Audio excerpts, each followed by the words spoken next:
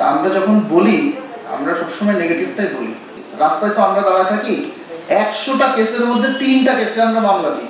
মাননীয় প্রধানমন্ত্রীর সদিচ্ছায় সরকার এই গণশুনানির ব্যবস্থাটা করেছেন।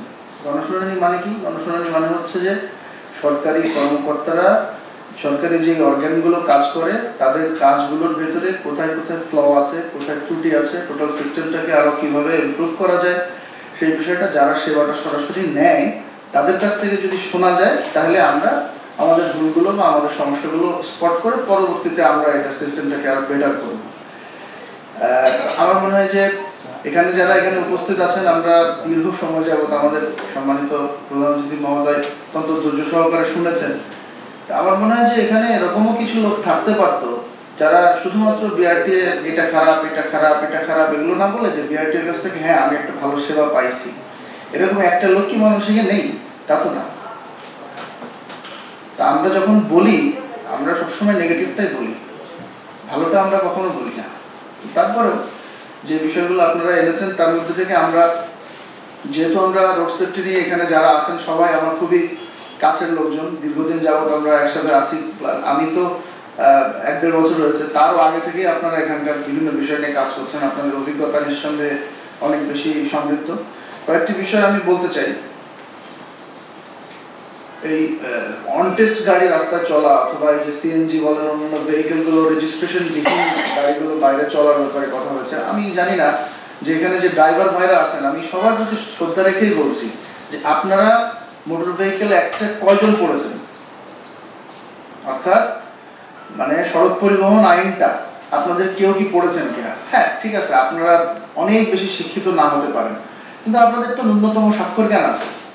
যদি সেটা আপনাদের নাও থাকে আপনাদের যেই সমিতিগুলো আছে সমিতির পক্ষ থেকেই উচিত ছিল লিফলেট করে অথবা আপনাদেরকে একটু জানানো যে আইনের যে বাবা তুমি রাস্তায় গাড়ি চালাও তোমার এই জিনিসগুলো তোমার জানা দরকার।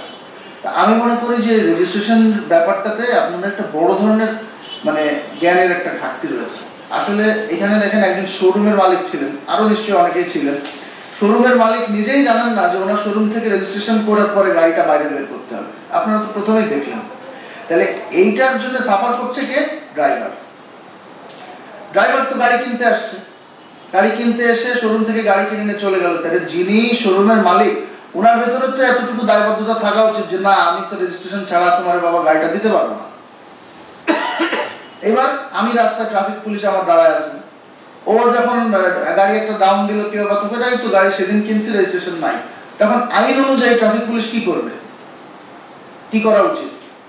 মামলা দেওয়া উচিত। এবার আমি আপনাদেরকে বলি রাস্তায় তো আমরা দাঁড়ায় থাকি, 100টা কেসের মধ্যে 3টা কেসে আমরা মামলা দিই। জানেন আপনারা 100টা গাড়ি দাঁড় করায় 100টার মধ্যে 97টা আমরা শুধুমাত্র কনসিডারই করি যে আচ্ছা ঠিক আছে বাবা যা, কি ব্যাপারে পরের জন্য ভুল না হয়। 97টা কেস আমরা এরকম, আমি পার্সেন্টেজ রেশিও বলতেছি, টোটাল সংখ্যাটা নিঃসন্দেহে আরো অনেক বেশি। যেই 3টা আমরা মামলা দিচ্ছি ওই 3টার ক্ষেত্রেই কিন্তু আপনাদের ব্যাপক এখানে কিন্তু অভিযোগ এবং ব্যাপক মানে আপনাদের উষ্মা এখানে প্রকাশিত হয়েছে। আমি মানে অত্যন্ত করজোড়ে being the additional SP traffic of this district, যদি আপনারা এই ধরনের হয়তো আপনাদের ই লাইসেন্স আছে অথবা লাইসেন্স আছে সময়মতো প্রদর্শন করতে পারেননি অথবা লাইসেন্স আছে ব্যাখ্যা দেওয়ার পরেও অযৌক্তিকভাবে আপনাদেরকে মামলা খেতে হয়েছে, এরকম যারা যারা আছেন সবাই তো আর এখানে উপস্থিত নেই। আপনারা যারা নেতৃবর্গ আছেন পরিবহন মালিক শ্রমিক সমিতি তারা সবাইকে কনভে করে দিবেন যে অ্যাডিশনাল এসপি ট্রাফিক সরি বলছে তাদের। বাট একই সাথে এটাও মাথায় রাখতে হবে আপনি যখন শোরুম থেকে গাড়িটা বের করবেন তার আগে ভাই রেজিস্ট্রেশন করে আপনি গাড়িটা নেন, তাহলে আপনার সাথে আমার কোনো ধরনের রিচিং এ যাওয়ার প্রয়োজনই পড়বে না। এই প্রসঙ্গেই আমি আসি, মুরব্বী বেশ কয়েকবার পুলিশের মাসিক মান্থলি নেওয়ার ব্যাপারটা উল্লেখ করেছেন, থানা মান্থলি নেয়, পুলিশরা মান্থলি দিয়ে সিএনজি চলে, সে মুরব্বী আমার মনে হয় যে প্রচন্ড ভুক্তভোগী এই বিষয়টাতে। বিষয় হলো যে পৃথিবীর প্রত্যেকটা দেশে প্রত্যেকটা সিস্টেমে করাপশন কখনো একা একা তৈরি হয়নি, করাপশন তৈরি হয়েছে যারা সেবা গ্রহীতা তাদের মাধ্যমে। যিনি ওই যার সিএনজিতে মাসে 500 টাকা থানায় নিয়ে যা দিচ্ছে, কেন দিচ্ছে? যে আমার সিএনজি রেজিস্ট্রেশন নাই আমাকে ধরো না। কেন? আপনি সিএনজিটা রেজিস্ট্রেশন করলে আপনি দেখি কোন ওসি আর কোন এসপি আপনার কাছে বলে যে 500 টাকা কেন 5 টাকা দেন, আপনি বলেন না, আমাকে দেখাতে পারবেন না।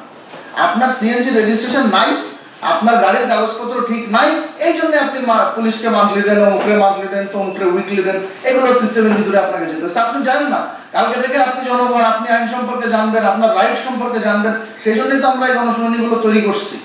আপনি এখান থেকে যে আপনার যতগুলো ফুলবাড়িয়া বলেন, ত্রিশাল বলেন, ভালুকা বলেন, সবাইকে যে বলে দেন যে বাবা কালকে থেকে তোরা রেজিস্ট্রেশনের বাইরে কেউ থাকবি না, এক সপ্তাহের ভিতরে রেজিস্ট্রেশন করে আসুক, উনি এক্সট্রা সার্ভিস দিবে। উনি 100 জায়গায় আপনি দেখলেন তো পরিচালক মহোদয় বলে যে 200 করবে, কয়জন আসে আপনি সেটা একটু দেখেন। ওই মান্থলি দেওয়ার জন্য থানার লাইনে কয়জন দাঁড়ায়, আর কাগজে রেজিস্ট্রেশন করার জন্য বিআরটির লাইনে কয়জন দাঁড়ায়, এটা আপনি হিসাবটা করেন মুরব্বী, ঠিক আছে? কথাটা অপ্রিয় শোনালেও কথাটা এটাই বাস্তব।